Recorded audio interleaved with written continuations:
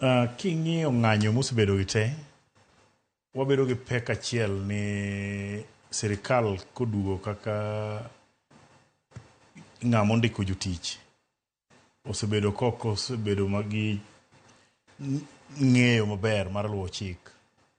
Ma ema mineno ng'anyo gi biro.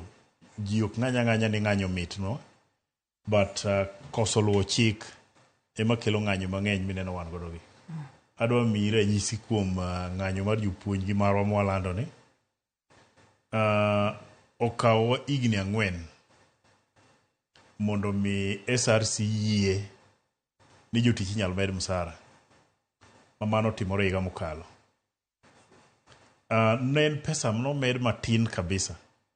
To nikech jotich nosebudho kapok onwang'o msara, ne wayie mwakawo. Kwa kawe kata notin, ochako poge ni bichule diriyo.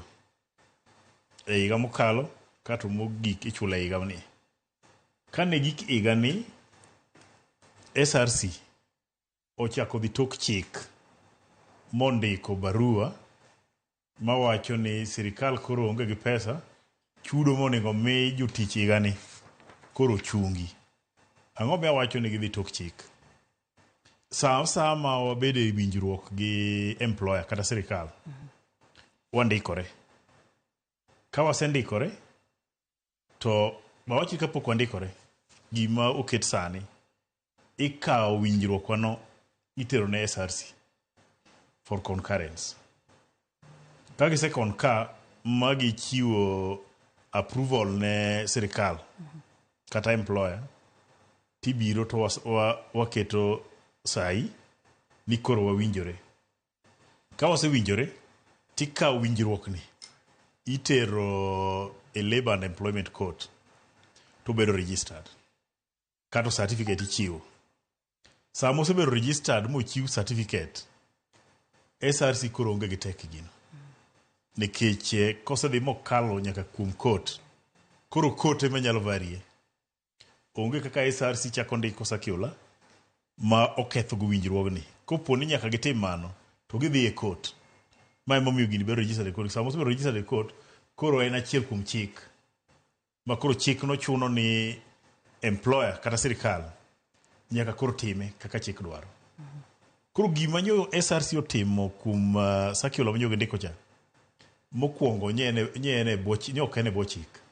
Nyo giketho chik namba 1. Ma ema omiyo ne chuno jotich sirikal gi jopuonj jok ma tiyo ne sirikal mondo bi koro luong gomo. Ma be momiyo aparo ni ka sirikal no dhi ong'iyo, to giyudo ni onge gima ne ginyalo yudo kokalo e court. Ema omiyo ka ng'eny dhi e court kunye tamogi. Ma ema omiyo kata kanyo gidhi e court gitero kupete court, to chuno order mondo migi chane tamogi. Nikech kata pone gidok e court kucho, ne gideka gima onego bed ni timore. Gima osebedo signed mo bedo registered e court, court no wuon ok nyal vary their own order. Nikech onge gima ne gitimo ma illegal. Madong awach ni dhi tim nikech jogi koro kochako appeal, gidok po ne same court. Koro mano gima omiyo ne okelo gomo mogik sama koro wagikene.